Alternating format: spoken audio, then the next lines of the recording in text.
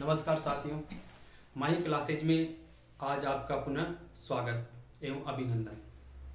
आज का हमारा जो विषय है वह है राजस्थान के भौतिक प्रदेश में राजस्थान का पूर्वी मैदान। पूर्वी मैदान जो है उसके बारे में हम चर्चा करेंगे और समझेंगे किस तरह से पूर्वी मैदान हमारी विभिन्न प्रतियोगिताओं में पूछे जाते हैं, उससे संबंधित प्रश्न जो है किस प्रकार के हैं। तो सबसे पहले हम देखें कि पूर्वी मैदान जो है वो राजस्थान के मानचित्र में पूर्वी मैदान की स्थिति राजस्थान के किस भाग में स्थित है। तो उसको देखने के लिए सबसे पहले हम देखें कि ये मानचित्र आपको दिखाया गया है। इस राजस्थान के मैप में हम देखें पूर्वी मैदानी प्रदेश जो है वो आपको अरावली पर्वत श्रेणी, यहां पर है अरावली पर्वत श्रेणी। इस अरावली पर्वत श्रेणी के पूर्व में, दक्षिण में और दक्षिण पूर्व में स्थित है। अब इसको हमने क्या नाम दिया? पूर्वी मैदानी प्रदेश। क्या पूर्वी मैदानी प्रदेश शब्द जो है वो इस राजस्थान के इस जो प्रदेश दिख रहा है, ये ब्लू कलर में आपको जो दिख रहा है ये पूर्वी मैदानी प्रदेश है। जब ये पूर्वी मैदानी प्रदेश है, क्या इसका शब्द इस मानचित्र से मैच खा रहा है? नहीं खा रहा, क्योंकि पूर्व का मतलब पूर्व में होना चाहिए, पूर्व में तो नहीं है ये। फिर इसको पूर्वी मैदानी प्रदेश क्यों रखा गया? तो दोस्तों ये एक बड़ा जटिल सत्य है, लेकिन फिर भी सामान्य रूप से हम इसको देखें तो इस पूर्वी मैदानी प्रदेश का नाम इसकी अवस्थिति के आधार पर नहीं रखा गया है। इसका नाम रखा गया है इस प्रदेश में प्रवाहित होने वाली नदियों की स्थिति या नदियों की प्रवृत्ति, किस प्रकार की नदियां, किस प्रकार की नदियां हैं, नदियों के आधार पर इसका नाम रखा गया है। नदियों में कौन सी? चंबल नदी, यमुना नदी वाला क्षेत्र और बनास नदी क्षेत्र। ये जो नदियां हैं ये सभी नदियां पूर्ववर्ती नदियां हैं। कौन सी नदियां हैं? पूर्ववर्ती नदियां। कौन सी? पूर्ववर्ती नदी का मतलब क्या है? पूर्ववर्ती नदी का मतलब है कि वो नदियां जो इस क्षेत्र के उत्थान से पूर्व पहले से बह रही है। यदि हम बात करें कि कोई मैदानी कोई क्षेत्र है, किसी क्षेत्र में पहले से कोई भी नदियां प्रवाहित हो रही है, ये कोई क्षेत्र है, अब इसमें नदी पहले से ही प्रवाहित हो रही है और बाद में इस क्षेत्र का क्या हो जाएगा? उत्थान हो जाएगा। लेकिन नदियां जो हैं वो पहले से ही बह रही है, क्षेत्र का डेवलपमेंट बाद में हुआ, नदी का डेवलपमेंट पहले हो गया, तो इसलिए उसने क्या नाम दिया? पूर्ववर्ती नदी का। जैसे हम किसके संदर्भ में बात करते हैं? ब्रह्मपुत्र। ब्रह्मपुत्र क्या है? पूर्ववर्ती नदी है। यमुना क्या है? पूर्ववर्ती नदी है। सिंधु क्या है? पूर्ववर्ती नदी है, जो हिमालय की उत्पत्ति से पहले की है। इसी प्रकार यहां पर चंबल जो है वो भी क्या है? पूर्ववर्ती नदी है। यमुना जो क्षेत्र है वो भी क्या है? पूर्ववर्ती नदी है। इस मैदान से पहले से बनी हुई है, पूर्ववर्ती हुई। फिर मैदान तो नदियों द्वारा बना हुआ है, इसका मतलब मैदान बाद में बना, नदियां पहले थी। इसीलिए इसको हमने क्या नाम दे दिया? पूर्ववर्ती यानी पूर्वी मैदानी प्रदेश बोला। तो इसका मतलब इसका संबंध उसकी दिशा से नहीं है, किससे है? नदियों की प्रवृत्ति से। नदियां किस प्रकार की है? तो इस मैदान में पूर्ववर्ती नदियां बहती है, इसीलिए इसका नाम रखा गया पूर्ववर्ती मैदानी प्रदेश। ऐसा नहीं है कि ये राजस्थान के पूर्व में है, और वैसे आप दिख रहे हैं पूर्व में तो है नहीं। यदि केवल इतना सा होता, भरतपुर धौलपुर वाला एरिया होता, भरतपुर संभाग में होता केवल, तो हम कह सकते पूर्व में, इसलिए पूर्ववर्ती नदियां पूर्व में है, इसलिए पूर्व मैदान के दिया। लेकिन ये तो आप डूंगरपुर बांसवाड़ा में फैला हुआ है। इसका मतलब कि ये क्या है? नदियों द्वारा निर्मित है। किनसे? पूर्ववर्ती नदियों से, इसलिए इसका नाम क्या रखा? पूर्ववर्ती मैदान रखा। इसके बाद हम देखें कि ये जो है पूर्ववर्ती मैदान जो है वो किस तरह से अपने चारों ओर क्षेत्र से फैला हुआ है। तो इसको हम देखें तो इसके पश्चिम में है अरावली पर्वत श्रेणी। कौन सी? अरावली पर्वत श्रेणी। और इसके उत्तर में है अलवर की पहाड़ियां। कौन सी पहाड़ियां? अलवर की पहाड़ियां इसके उत्तर में है। इसके अलावा हम देखें तो इसके दक्षिण पूर्व में जो है वह है हाड़ौती का पठार। अब हाड़ौती का पठार में स्पेशल हम बात करें तो क्या है, विंध्यन कगार। इससे पहला वाला लेक्चर था, हमने कगार के बारे में समझ लिया था, कगार क्या है। तो इसके नीचे वाला जो पार्ट है वो क्या है, विंध्यन कगार इसकी सीमा बनाता है। आगे इसकी सीमा कौन बना रही है, चंबल नदी। इधर हम बात करें नॉर्थ ईस्ट में, उत्तरी पूर्व में, तो यमुना मैदान इसकी सीमा बना रहा है। अब यदि हम दक्षिण में बात करें तो ये दक्षिण वाला जो एरिया है, इसको दोस्तों मैदानों को हम देखें, वर्षा के संदर्भ में देखें तो ये जो है, ये जो रेखा खींची हुई है, ये रेखा है 50 सेंटीमीटर समवर्षा रेखा। कौन सी, 50 सेंटीमीटर समवर्षा रेखा। दूसरी इधर हम देखें 80 सेंटीमीटर समवर्षा रेखा। तो ये मैदान जो है 50 सेंटीमीटर और 80 सेंटीमीटर समवर्षा रेखा द्वारा घिरा हुआ है। समवर्षा रेखा क्या, समवर्षा रेखा का मतलब है समान वर्षा वाले स्थानों को मिलाकर खींची गई काल्पनिक रेखा समवर्षा रेखा कहलाती। समान वर्षा वाले स्थान, जैसे समान तापमान वाले स्थानों में मिलाकर खींची गई रेखा समताप रेखा, समान दाब वाले समदाब रेखा, इसी प्रकार समान लवणता वाले आइसोहेलाइन रेखा। इस तरह अलग बहुत सारी, लेकिन है क्या यह, समान रेखा। कौन सी रेखा है, समान रेखा, समान मान, समान रेखा इसे बोलते हैं। उसके विभिन्न प्रकार, बहुत सारे उसके प्रकार है, जिसको हम हमारे आने वाली क्लासों में, प्रैक्टिकल क्लासों में उसको विशेष तौर से पढ़ेंगे। तो यहां पर हमें देखना है कि जो पूर्वी मैदानी प्रदेश है वो किससे घिरा हुआ है। उत्तर में अलवर, पश्चिम में अरावली, अरावली के साथ 50 सेंटीमीटर समवर्षा रेखा। दक्षिण में हम दक्षिण में देखें तो 80 सेंटीमीटर वर्षा रेखा इसको प्रभावित हो रही है, 80 सेंटीमीटर वर्षा रेखा। हाड़ौती का पठार, इस पर चल देखे विंध्य कगार, चंबल नदी। उत्तर में हम देखें यमुना प्रदेश। तो इस तरह से पूरा पूर्वी मैदानी प्रदेश फैला हुआ है। अब इस पूर्वी मैदानी प्रदेश को हम यदि सिंपल सामान्य दृष्टि से देखें तो ये जयपुर, अलवर, भरतपुर, धौलपुर, सवाई माधोपुर, टोंक, करौली, चित्तौड़, डूंगरपुर, बांसवाड़ा एवं प्रतापगढ़ में ये फैला हुआ है। आप देख सकते हैं यहां से लेकर पूरा पूरा जो बेल्ट है वो यहां फैला हुआ है। अब ये जो राजस्थान जो है, राजस्थान के कुल क्षेत्रफल का कितना है, राजस्थान का कुल क्षेत्रफल कितना है दोस्तों, राजस्थान का कुल क्षेत्रफल है 3,42,239.74 वर्ग किलोमीटर। राजस्थान का कुल भौगोलिक क्षेत्रफल है, जो भारत के कुल भौगोलिक क्षेत्रफल का लगभग 10% रखता है। अब इस कुल भौगोलिक क्षेत्रफल का कितना परसेंट इस पूर्वी मैदानी के अंदर है, तो कितना परसेंट है दोस्तों, 23%, 23.43 के समथिंग है। लेकिन औसत रूप से हम देखें तो कितना परसेंट है, 23%। क्योंकि पॉइंट में प्रतियोगिता में नहीं पूछते, डायरेक्ट पूछ लेते 20% दे दिया जाएगा ना, तब भी आपका आंसर राइट होगा, क्योंकि वहां ऑप्शन इसी प्रकार से आते हैं। तो इस तरह से हम देखें कि राजस्थान कुल क्षेत्रफल जो है 3,42,239.74 वर्ग किलोमीटर का कितना परसेंट हिस्सा है, 23% हिस्सा ये पूर्वी मैदान रखता है। लेकिन राजस्थान की जो कुल जनसंख्या है, कुल जनसंख्या कितना, कुल जनसंख्या का कितना रखता है,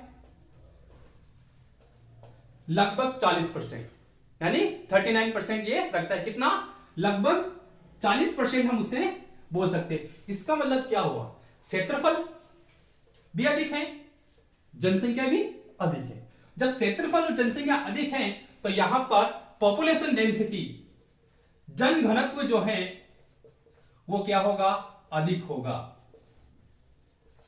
क्या होगा, जन घनत्व अधिक होगा। किसका, पूर्वी मैदानी प्रदेश का जनसंख्या घनत्व क्या है, अधिक है। तो यहां पर हम देखें तो सर्वाधिक जनसंख्या घनत्व इसी क्षेत्र में पाया जाता है। अब इसी में क्यों पाया जाएगा भाई, इसमें इसलिए पाया जाएगा क्योंकि सारा एरिया जो है क्या है, मैदानी प्रदेश है, और मैदानी प्रदेश है इसलिए यहां पर जनसंख्या घनत्व ज्यादा पाया जाता है। क्योंकि मैदान है तो वहां पर आर्थिक क्रियाकलाप अधिक विकसित होंगे, और जहां आर्थिक क्रियाकलाप अधिक विकसित होते हैं वहां जनसंख्या घनत्व ज्यादा पाया जाता है। इसके बारे में हम आगे देखेंगे आर्थिक क्रियाकलाप कौन कौन से हैं। लेकिन अभी ये क्लियर हो जाना चाहिए कि ये जो क्षेत्र है वो कहां कहां पर फैला हुआ है। अब यदि इस क्षेत्र को हम मोटे तौर पे विभाजित करें तो इस क्षेत्र को हमने 3 भागों में बांटा। पहला यमुनांतर यानी कि यमुना वाला जो क्षेत्र है वो, दूसरा बनास बेसिन और तीसरा माही बेसिन। ये सारा जो है मैदानी प्रदेश है, इसलिए हमने इसको 3 भागों में बांट दिया है। तो ये आपको समझ में आना चाहिए। अब ये जो क्षेत्र है, ये क्षेत्र औसतन कितनी ऊंचाई है, इसकी क्षेत्र की ऊंचाई कितनी होगी, तो औसत ऊंचाई जो है वो 150 से 300 मीटर तक इसकी औसतन ऊंचाई पाई जाती है। लेकिन कुछ जगह पर इसकी ऊंचाई 400 मीटर के आसपास भी है, कुछ 500 मीटर भी है, कुछ 200 मीटर भी रह जाती है। लेकिन औसतन ऊंचाई कितनी है, 150 से 300 मीटर की ऊंचाई पर यह फैला हुआ है। तो दोस्तों ये हमने एक सामान्य देखा कि पूरे मैदानी प्रदेश किस प्रकार से हैं। अब यदि हम इसकी उत्पत्ति के बारे में बात करें कि राजस्थान का पूर्वी मैदानी प्रदेश जो है और राजस्थान के उत्पत्ति के संदर्भ में किस प्रकार से है, तो राजस्थान में इसकी उत्पत्ति किस प्रकार से हुई उसके बारे में हम बात करते हैं। दोस्तों हमें यह पता है कि ये जो मैदानी प्रदेश जो है, ये मैदानी प्रदेश किसका हिस्सा है, यमुना मैदान का। क्योंकि हमें पता है कि चंबल नदी जो है वो किसमें मिलती है, यमुना में अपना जल विसर्जन करती है, और बनास नदी चंबल में अपना जल विसर्जन करती है, और यमुना नदी जो है वो अपना जल किसमें मिलाती है, गंगा में। तो यमुना, चंबल यमुना में और यमुना गंगा में, और गंगा किसमें, बंगाल की खाड़ी में अपना जल विसर्जन करती है। तो एक तरह से ये क्या है, एक मैदानी प्रदेश है।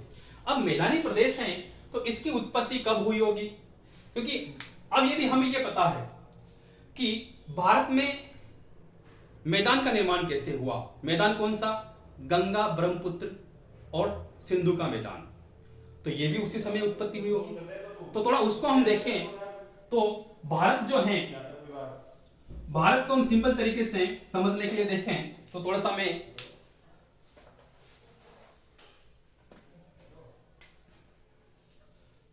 समझने के लिए थोड़ा सा मैप बना लेते हैं ताकि कोई दिक्कत नहीं आए। यदि हम देखें तो बीच में जो है ये एक मैदानी प्रदेश फैला हुआ है इस तरह से, ये क्या है, मैदानी प्रदेश है।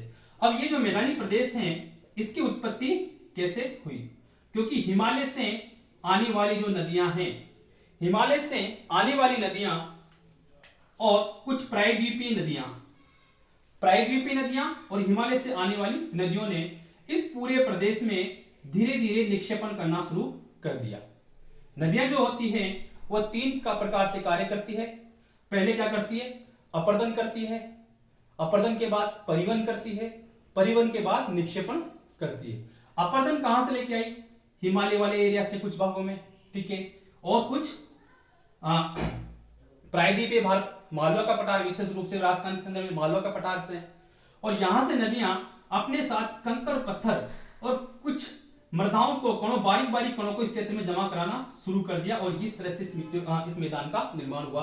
अब ये जो मैदान बना वो कौन से काल का मैदान होगा दोस्तों, ये जो मैदान है ये आज से लगभग 10 लाख वर्ष पूर्व निर्मित हुआ। लेकिन ऐसा नहीं कि 10 लाख वर्ष से पूर्व हुआ, 10 लाख से यदि हम उससे पहले देखें, इससे पहले था इसके बाद नहीं, 10 लाख से भी यदि हम देखें तो इसमें हम देखेंगे 10,000 वर्ष पूर्व, 10,000, तो यानी कि 10 लाख वर्ष पूर्व तो बनना शुरू हुआ, और लास्ट कब तक बन गया, 10,000 वर्ष पहले तक बन गया आज से। यदि हम बात करें कि वर्तमान में हम यहां पर हैं, समझने के लिए कंफ्यूजन हो रहा होगा आपका, वर्तमान में हम 0 ले रहे हैं। अब आज से कब, आज से 10 लाख वर्ष पूर्व, कितना, 10 लाख वर्ष पूर्व इसकी उत्पत्ति हो गई। अब 10 लाख वर्ष पूर्व का मतलब 10 लाख वर्ष पूर्व इसकी उत्पत्ति शुरू हुई। धीरे धीरे नदियों ने यहां पर मलबा लाना शुरू कर जमा करती गई। कब तक, आज से 10,000 वर्ष पूर्व। कितना? आज से 10,000 वर्ष पूर्व तक, यानी इस बीच के टाइम पीरियड में इसकी उत्पत्ति हुई।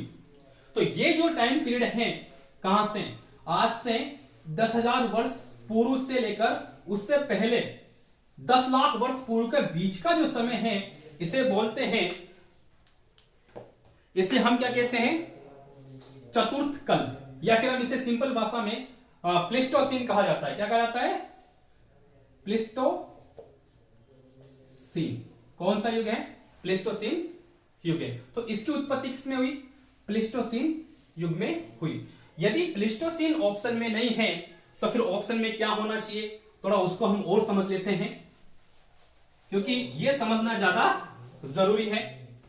यदि हम देखें कि सबसे पहले जो काल आता है वो आता है पैलियोजोइक। सबसे पहले पृथ्वी की उत्पत्ति से बात करें तो पैलियोजोइक, फिर मेसोजोइक, देन सेनोजोइक और न्यूजोइक। तो इसकी उत्पत्ति कैसे, कौन से काल में हुई? न्यूजोइक में। किसकी? पूर्वी मैदानी प्रदेश की। अब जो है न्यूजोइक है उसको भी हमने दो भागों में बांट दिया। दो भाग कौन सा?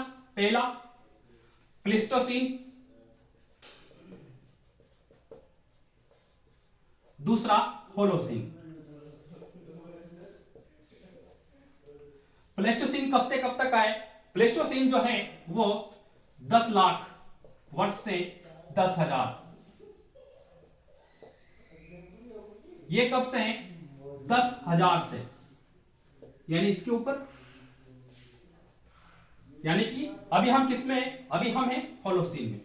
तो यानी इसकी उत्पत्ति कब हुई? अब आपको क्लियर हो गया होगा कि इसकी उत्पत्ति कब हुई? न्यूजोइक। न्यूजोइक को हम क्या कह सकते हैं? चतुर्थ महाकल्प। चतुर्थ महाकल्प के नाम से भी जाना जाता है। कौन से चतुर्थ महाकल्प में? न्यूजोइक में, या फिर नूतन, क्या नाम दिया गया?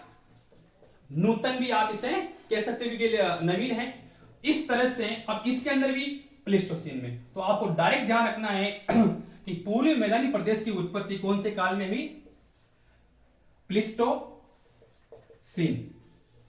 कौन से काल में? प्लेस्टोसीन काल में, नदियों के द्वारा जमा किए गए निक्षेप के फलस्वरूप। अब यदि हम इस पूर्वी मैदानी प्रदेश की सामान्य विशेषताएं देखें, तो विशेषताएं के बारे में हम देखें तो विशेषताएं हम देखते हैं कि विशेषताएं क्या हैं, कौन से पूर्वी मैदानी प्रदेश की क्या विशेषता है। तो हमने इसकी उत्पत्ति देखी और उत्पत्ति से हमें यह पता चल गया कि यहां पर नदियों द्वारा जमी हुई या निक्षेपित की गई मिट्टियां यहां पर हैं। इसीलिए सबसे मुख्य विशेषता है कि यहां पर जलोढ़ मिट्टी पाई जाती है। जलोढ़ मिट्टी या फिर हम उसे दोमट मृदा, क्या कौन सी मिट्टी पाई जाएगी यहां पर? जलोढ़ मृदा या दोमट मृदा यहां पर पाई जाएगी। इसके अलावा हम कहें कि ये जो मिट्टी है ये सर्वाधिक उपजाऊ होती है। क्या होती है? सर्वाधिक उपजाऊ होती है, क्योंकि इसमें नाइट्रेट और नाइट्रेट का स्थिरीकरण अधिक होता है। मतलब इसमें नाइट्रेट की मात्रा ज्यादा पाई जाती है इस मिट्टी में, इसलिए ये उपजाऊ अधिक है। और उपजाऊ अधिक है तो यहां पर विशेष तौर से कृषि के लिए अधिक महत्वपूर्ण क्षेत्र है। और कृषि फसलों में यदि हम देखें तो इस क्षेत्र में पूरा एरिया जो है वो एग्रीकल्चर लैंड सम्मिलित है। यहां पर सरसों, गेहूं, मुख्य रूप से धान, और दक्षिण की तरफ हम देखें सवाई माधोपुर, तो इन एरियाओं में ये गेहूं और सरसों विशेष फसल उत्पादित की जाती है। अब यदि हम इसको और देखें विशेषताओं में, तो यहां पर कुछ जगह पर अरावली पर्वत श्रेणी जो है, अरावली काल की कुछ चट्टानें पाई जाती हैं। कहां पर? यदि हम देखें टोंक जो है, टोंक के आसपास का जो एरिया है वहां पर कहां पर? टोंक। टोंक में प्री अरावली यानी अरावली की काल की कुछ चट्टानें भी देखने को मिलती है। दूसरी विशेषता हम देखें कि ये जो पूरा प्रदेश है ये मैदानी प्रदेश है, और मैदानी प्रदेश है तो यहां पर खनिजों का अभाव पाया जाएगा, क्योंकि यहां धात्विक खनिज नहीं निकाले जाते। तो ये प्रदेश पूर्ण रूप से यानी कि खनिज उद्योगों की दृष्टि से यह प्रदेश प्रमुख नहीं है। किसके लिए? कृषि उद्योगों की दृष्टि से क्षेत्र विशेष रूप से बना हुआ है और फेमस है, आगे भी बना रहेगा। इसके अलावा हम देखें तो यहां पर जो है कुछ जगह पर गहन कृषि की जाती है, और कुछ सिंचाई जो होती है वो किसके द्वारा होती है? यहाँ पर नलकूप और कुएं द्वारा सर्वाधिक सिंचाई यहां पर ही होती है। कौन से प्रदेश में? पूर्वी मैदानी प्रदेश में होती है। अब दोस्तों हमने इसको एक सामान्य रूप से देखा कि किस तरह से है। अब यदि हम इसकी अलग अलग पॉइंट की बात करें, यानी कि यमुनोत्तर प्रदेश और बनास बेसिन और माही बेसिन, इन सभी को हम अलग अलग रूप से पढ़ेंगे अभी। तो सबसे पहले हम देखते हैं यमुनांतर भाग। यमुनांतर जो भाग है वह इसके पूर्व में स्थित है, उसको थोड़ा हम देख लेते हैं कि वो किस प्रकार से है। तो दोस्तों यहां पर जो है पहला जो भाग है इसे हमने क्या नाम दिया? यमुनांतर रण, यमुनांतरण भाग, या फिर आप इसे सिंपल समझने के लिए चंबल बेसिन वाला एरिया जो है, चंबल नदी प्रवाहित होती है, उसको चंबल बेसिन के नाम से भी जाना जाता है। क्या नाम दिया जाता है दूसरा इसका? चंबल बेसिन।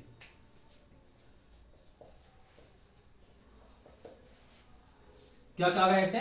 चंबल बेसिन कहा गया। दोस्तों ये जो डिवाइडेशन है वो नदियों के अफवाह क्षेत्र के आधार पर किया गया है। अफवाह क्षेत्र कैसे?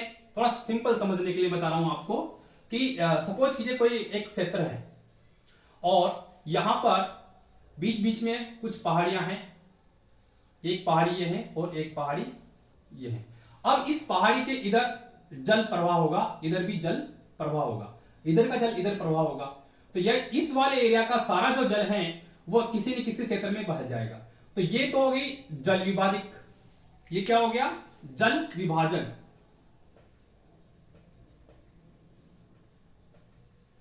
इसे हमने क्या दिया? जल विभाजन।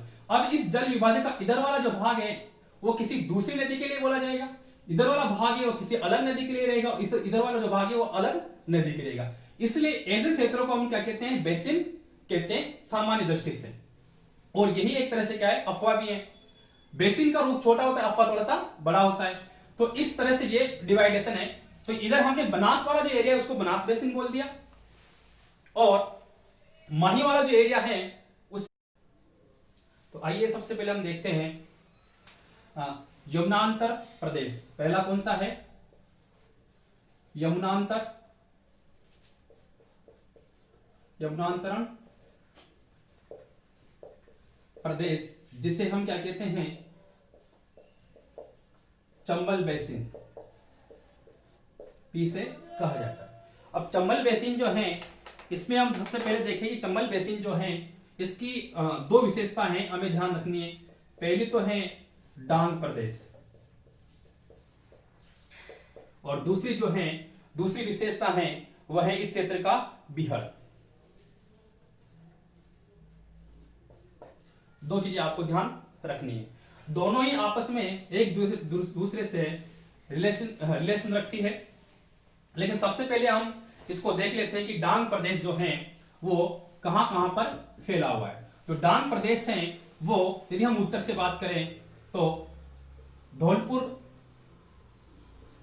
करौली और सवाई माधोपुर में ये फैला हुआ है विशेष रूप से। इसके अलावा कुछ एरिया इसका जो क्षेत्र हैं वह कोटा, बूंदी में भी इसका कुछ क्षेत्र आता है, लेकिन विशेष रूप से इन क्षेत्रों में ये फैला। और इसी क्षेत्र को हम क्या कहते हैं? डांग प्रदेश कहते हैं। डांग प्रदेश क्यों कहते हैं? डांग का मतलब होता है कि डकैत, डांग का मतलब है डकैत। और इस क्षेत्र में जो बिहड़ है, ये बिहड़ जो है वो डाकुओं के लिए, विशेष तौर से जो डाकू होते हैं उनके लिए शरण स्थली है। किसकी शरण स्थली है? डांग यानी डाकुओं की शरण स्थली है। तो इस प्रदेश बिहार जो है वो डाकुओं की शरण स्थली है। आपने मूवी देखी होगी पान सिंह तोमर।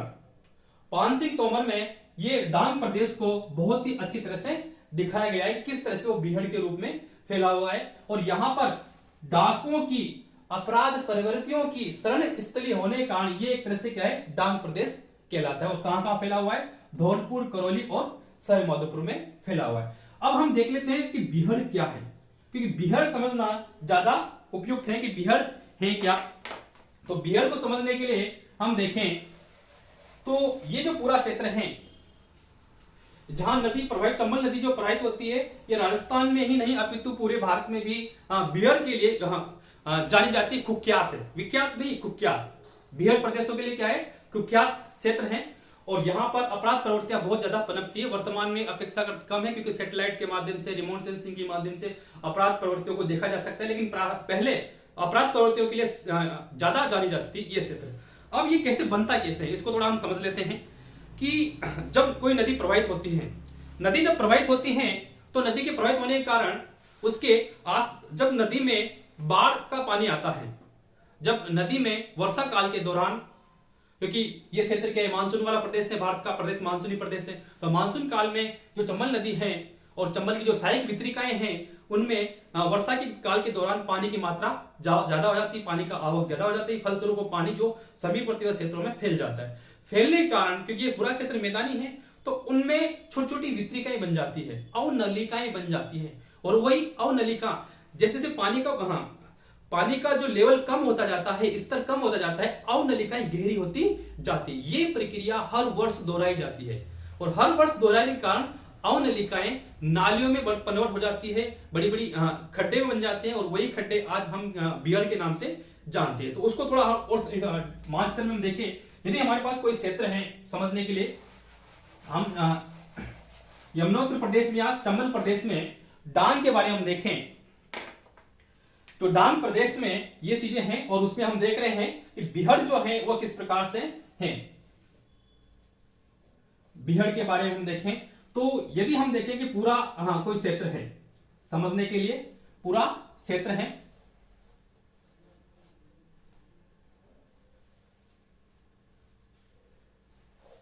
ये हमारे पास एक सामान्य मैप है। और यदि हम देखें कि इस तरफ चंबल नदी प्रवाहित हो रही है,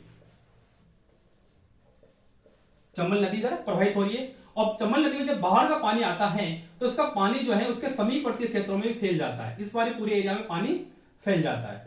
अब फैलने से क्या होता है कि ये जो पानी की जो वितरिकाएं हैं वो जो चंबल नदी में आके मिलती हैं, वो अपने समीपवर्ती क्षेत्रों को घेरा करती जाती है। और यहां पर क्या हो जाती है? खाइयां बन जाती है। चंबल नदी इधर बह रही है, उसमें सहायक नदियां आके मिलती है, और सहायक नदियां जब उसमें आके मिलती हैं मुख्य नदी में, तो वो क्या करती है? अपने समीपवर्ती क्षेत्रों में क्या बनाती है? अवनलिका बना देती है।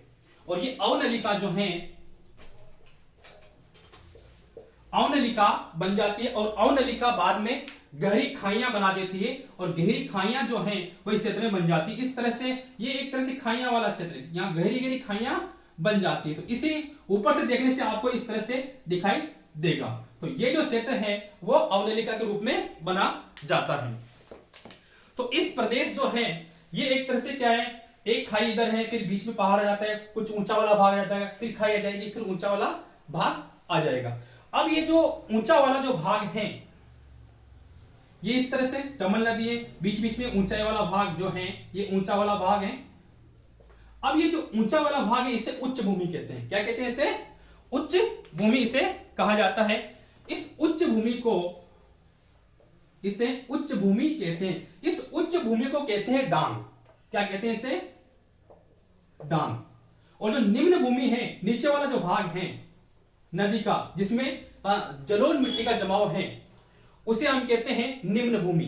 क्या कहते हैं उसे? निम्न भूमि क्षेत्र, निम्न भूमि। तो निम्न भूमि जो क्षेत्र है वो क्या है? खादर। क्या कहते हैं उसे? खादर। और इसे क्या कहेंगे? डांग। डांग को हम क्या कह सकते हैं? डांग जो उच्च वाला भूमि है उसे बांगर भी कहते हैं, यानी जहां पर पानी नहीं पहुंच पाता वो वाला क्षेत्र। लेकिन वो यहां विशेष रूप से बहुत कम पाया जाता है, यहां पर ज्यादातर खादर पाया जाता है। तो अब ये जो नीचे वाला क्षेत्र है, इस नीचे वाले क्षेत्र में और ऊपर वाले क्षेत्र में उच्च भूमि क्षेत्र में घनघोर वनस्पति उत्पन्न हो जाती है। इस पूरे क्षेत्र में क्या होती है, वनस्पति उग जाती है। पूरे क्षेत्र में वनस्पति रहेगी क्योंकि पानी की आवक अच्छी है, वर्षा काल में मौसम में अच्छी वर्षा हो जाती है, पूरे क्षेत्र में घनघोर वन हो जाते हैं। तो ये पूरा क्षेत्र जो है जिसमें उच्च भूमि निम्न भूमि दोनों सम्मिलित की जाती है, इस पूरे क्षेत्र को हम क्या कहते हैं, बिहड़ कहते हैं। पूरे क्षेत्र को हम क्या कहते हैं, बिहड़ कहते हैं। अब बिहड़ में कौन है, उच्च भूमि भी है, निम्न भूमि भी। निम्न भूमि में खादर भी है, उच्च भूमि जो है उसे हम डांग कहते हैं। तो अब जंगल भी है, खाइयां भी हैं, तो ये लोगों के लिए छुपने की अच्छी जगह है। इसलिए इस प्रदेश को हमने क्या नाम दे दिया, डांगों की शरण स्थली कह दिया। इसलिए इसे हम किसे कहते हैं, डांग प्रदेश कहते हैं। अब प्रश्न कहां से बनेगा, प्रश्न बनेगा, ये तो समझ में आ गया डांग प्रदेश क्या है और बिहड़ क्या होते हैं। तो बिहड़ जो है वो अवनलिका उत्पन्न होती है, अवनलिका के बाद बड़ी बड़ी खाइयां बन जाती है और वही क्या बन जाती है, बिहड़ बन जाते हैं, जिनमें वृक्ष उग जाते हैं बहुत सारे और बिहड़ के रूप धारण कर लेता है। बिहड़ पूरा संपूर्ण क्षेत्र बिहड़ कहलाता है। केवल ऐसा नहीं कि केवल नालियों को ही बिहड़ कहते हैं, उनको नहीं कहते, पूरा क्षेत्र को भी हम बिहड़ कहते हैं। अब हम देखें कि सर्वाधिक बिहड़ कहां पाए जाते हैं। यदि सर्वाधिक जो बिहड़ हैं, राजस्थान में सर्वाधिक बिहड़ जो क्षेत्र है वो कहां पाया जाएगा, सर्वाधिक प्रतिशत के हिसाब से देखें, अपने परसेंटेज के हिसाब से देखें तो सर्वाधिक जो बिहड़ हैं वो सर्वाधिक पाए जाएंगे धौलपुर में। किसके, उसके कुल क्षेत्रफल का सर्वाधिक बिहड़ क्षेत्र इसमें सम्मिलित किया जाता है। और विस्तार की दृष्टि देखिए ज्यादा कहां पर है, विस्तार मतलब बिहड़ों का विस्तार फैला हुआ कहां है, सर्वाधिक विस्तार, सर्वाधिक तो कहां है, धौलपुर में। और सर्वाधिक विस्तार की हम बात करें, फैलाव जहां पर कहां पर है, विस्तार की बात करें तो वह सर्वाधिक जो है वह है सवाई माधोपुर में।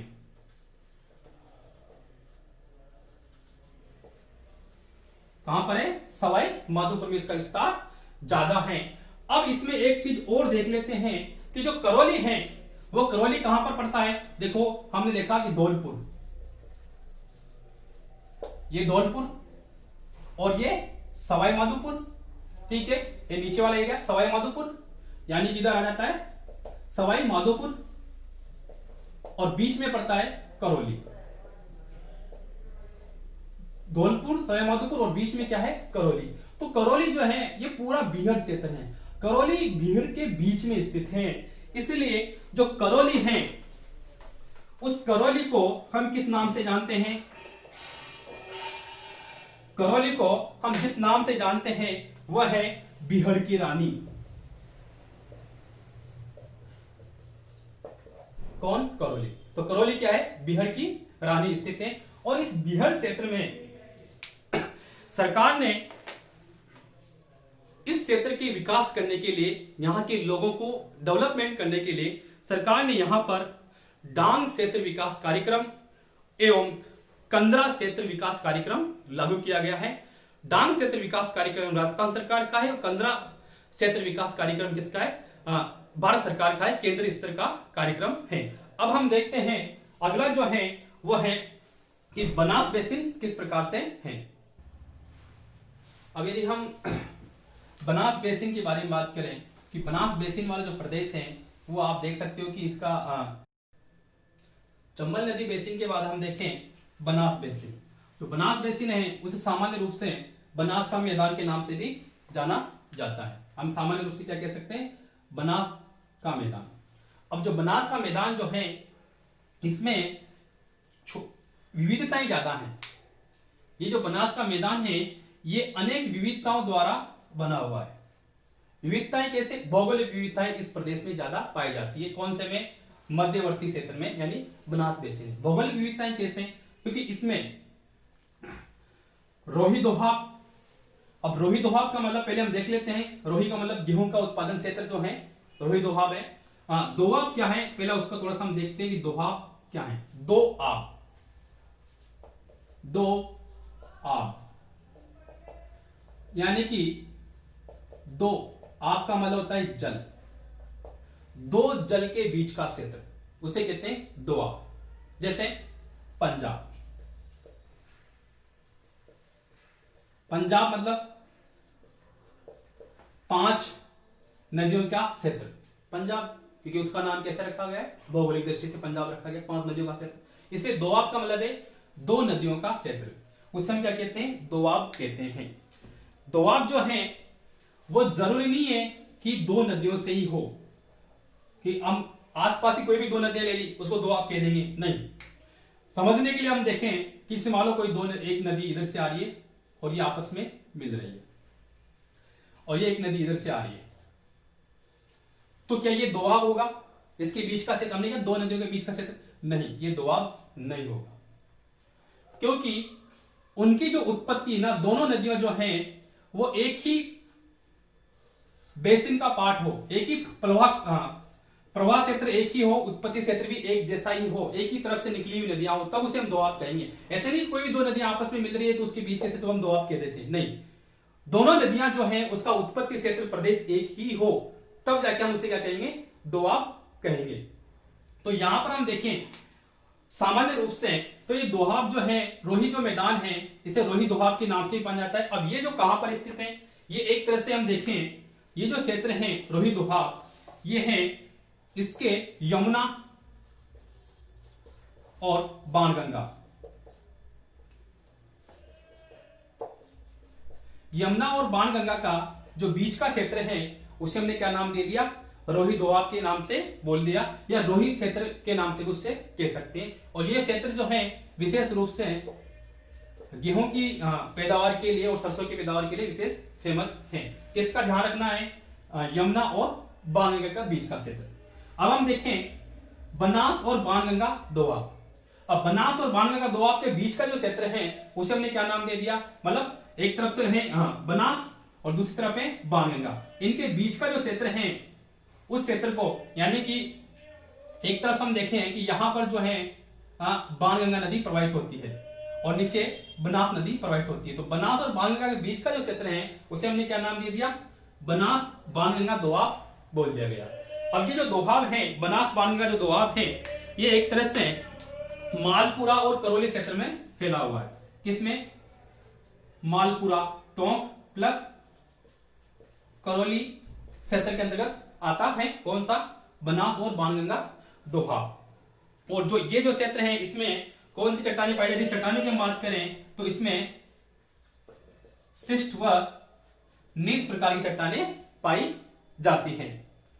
इसके अलावा हम देखें दूसरा जो है पिडमाउंट का प्रदेश। पिडमाउंट का मतलब ये जो अरावली का जो एरिया है, ये अरावली पर्वत श्रृंखला है, और अरावली पर्वत श्रृंखलाओं का जो नीचे वाला जो पार्ट है इसे हम क्या कहते हैं, पिडमाउंट कहते हैं। यदि कोई पर्वत है और पर्वत के नीचे वाला जो भाग होता है उसे पर्वत पदीय क्षेत्र क्या कहते हैं, पर्वत पदीय क्षेत्र या पिड माउंट के नाम से जाना जाता है। तो ये अरावली का नीचे वाला जो क्षेत्र है उसे हमने क्या नाम दिया, पिडमाउंट प्रदेश के नाम से पुकारा जाता है, जिसमें विशेष रूप से कौन आता है, भीलवाड़ा। भीलवाड़ा जो क्षेत्र है वो किसके अंदर आता है, पिडमाउंट प्रदेश के अंतर्गत सम्मिलित किया जाता है। अगला है खेराड़ प्रदेश। अब ये खेराड़ प्रदेश जो है ये है एक तरह से हम देखें कि इस क्षेत्र में जहां पर खेराड़ी भाषा प्रचलित है। खेराड़ी भाषा जो है वो 3 भाषाओं का मिश्रण है। एक तरफ हम देखें कि जयपुर से डुंडार, दक्षिण हम देखें हाड़ौती की हाड़ौती भाषा, और पश्चिम में मेवाड़ की देखिए मेवाड़ी भाषा। तो इनका बीच का जो संक्रमण क्षेत्र है उस संक्रमण क्षेत्र को हमने क्या नाम दे दिया, खेराड़ प्रदेश के नाम से जाना जाता है। अब हम पूर्वी मैदानी प्रदेश का जो लास्ट जो पार्ट है वह है माही बेसिन। कौन सा, माही बेसिन क्षेत्र, जिसे अध्ययन की दृष्टि से 3 भागों में बांटा गया है। पहला वागड़ प्रदेश, कांटल का प्रदेश और छप्पन का मैदानी प्रदेश। तो सबसे पहले हम देखें जो माही नदी जो है, नदियों के बारे में हम डिटेल से जब हमारा नदियों का चैप्टर आएगा, लेक्चर आएगा, उसमें नदियों के बारे में विशेष रूप से पढ़ेंगे। सिंपल आपको समझना है कि ये जो राजस्थान का दक्षिणी क्षेत्र जो है, डूंगरपुर, प्रतापगढ़, और बांसवाड़ा, डूंगरपुर, प्रतापगढ़ और बांसवाड़ा। ये दक्षिणी वाला एरिया बांसवाड़ा और ये प्रतापगढ़ और इधर डूंगरपुर। ये तीनों क्षेत्र इसमें विशेष रूप से सम्मिलित किए जाते हैं इसमें माही बेसिन में। माही बेसिन में हम देखें, जो माही नदी जो है वो प्रतापगढ़ और बांसवाड़ा, बांसवाड़ा से डूंगरपुर बांसवाड़ा होती हुई गुजरात में प्रवेश करती है। तो इस तरह से ये जो माही नदी का क्षेत्र है, इसके बारे में हमने इसको 3 भागों में डिवाइड कर दिया है माही नदी वाले। सबसे पहले हम देखें कि यदि हम बात करें कि डूंगरपुर और बांसवाड़ा जो है, डूंगरपुर और बांसवाड़ा के बीच का जो क्षेत्र है उसे हम क्या कहते हैं, वागड़ के नाम से पुकारते हैं। कौन सा क्षेत्र? डूंगरपुर और बांसवाड़ा का जो क्षेत्र है उसे वागड़ कहते हैं। मतलब यहां पर जो पहाड़ियां हैं, डूंगरपुर और बांसवाड़ा लिख देते हैं हम यहां पर, डूंगरपुर प्लस बांसवाड़ा। डूंगरपुर बांसवाड़ा के मध्य जो मेवल की पहाड़ियां हैं, कौन सी पहाड़ियां? मेवल की पहाड़ियां, मेवल की पहाड़ियां। ये मेवल की पहाड़ी जो क्षेत्र है ये कटा फटा है, विच्छिन्न प्रकार का है। तो इस प्रदेश को हम क्या कहते हैं, वागड़ प्रदेश के नाम से जानते हैं। पूरा जो एरिया है वागड़ प्रदेश के नाम से जाना जाता है। यहां पर वागड़ी भाषा भी प्रचलित है। दूसरा हम देखें कांटल प्रदेश। माही नदी का वह क्षेत्र जो प्रतापगढ़ यानी कि बांसवाड़ा और प्रतापगढ़ प्लस प्रतापगढ़, बांसवाड़ा और प्रतापगढ़ का जो बीच का क्षेत्र है उसे हम क्या कहते हैं, कांटल प्रदेश के नाम से जानते हैं। कांटल का मतलब है कि माही नदी का जो, ये माही नदी प्रवाहित हो रही है सब सपोज कीजिए, और माही नदी का जो तटवर्ती क्षेत्र, जो कटा फटा क्षेत्र है, तटवर्ती क्षेत्र, किनारा वाला क्षेत्र है, कांटा, किनारे वाले भाग को कांटा कहा गया, उस काटे फटे क्षेत्र को यहां पर क्या बोलते हैं, कांटल प्रदेश के नाम से जानते हैं। किसे? बांसवाड़ा और प्रतापगढ़ का संयुक्त महानदी माही नदी वाले क्षेत्र को कांटल प्रदेश के नाम से जानते हैं। अब ये जो प्रदेश हैं, इसके बाद हम देखिए सबसे जो है लास्ट 56 का मैदान, माही नदी का वह प्रदेश जहां पर 56 नदी नाले, 56 ग्राम या नदी नाले प्रवाहित होते हैं, उस प्रदेश को हम क्या कहते हैं, बनास का मैदान या 56 का मैदान कहते हैं। 56 नदी नाले यहां प्रवाहित होते हैं और 56 ग्राम यहां सम्मिलित है, तो दोनों की आधार पर हम इसको 56 का मैदान कहते हैं। अब ये जो क्षेत्र है इसकी विशेषता क्या है? ये क्षेत्र जो है इसकी विशेषता है, इन तीनों की सम्मिलित करें या फिर हम कहें कि पूरी जो बना माही बेसिन जो है, इस माही बेसिन की प्रमुख विशेषता क्या है? तो माही बेसिन की प्रमुख विशेषता है कि ये पूरा क्षेत्र आदिवासी क्षेत्र है और यहां पर भील जनजाति विशेष रूप से निवास करती है, और भीलों द्वारा इस प्रदेश में जो कृषि की जाती है उसे क्या, स्थानांतरण कृषि, भीलों द्वारा इस प्रदेश में स्थानांतरण कृषि की जाती है।